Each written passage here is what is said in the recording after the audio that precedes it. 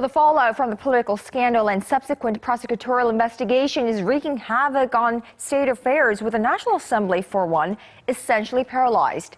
The ruling Saenuri Party's internal feud has deepened, and the opposition bloc has presented a unified front on impeaching the president.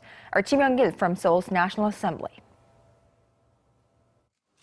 The ruling Saenuri Party is engulfed in a factional war among lawmakers close to President Park Geun-hye and the faction that doesn't support her. The move by the non-pro Park faction to file a petition with the Parliamentary Ethics Committee and to try to oust the president from the party goes against party rules. The whole process needs approval from the Supreme Council and General Meeting. The diehard pro-back lawmakers who are trying to gain control of the party have criticized the non-pro-Park faction's decision to join impeachment proceedings with the People's Party.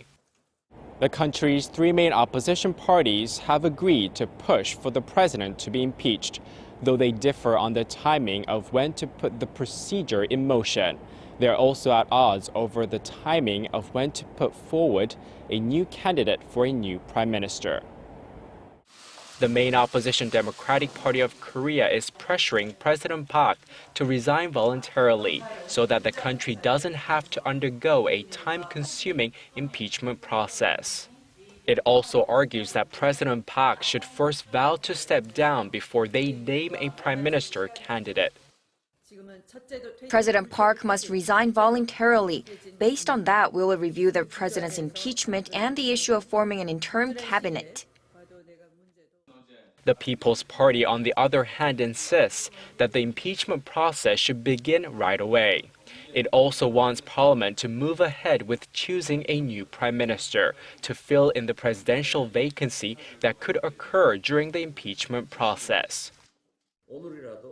The opposition bloc must work together to first pick a new prime minister candidate and then push ahead with impeachment.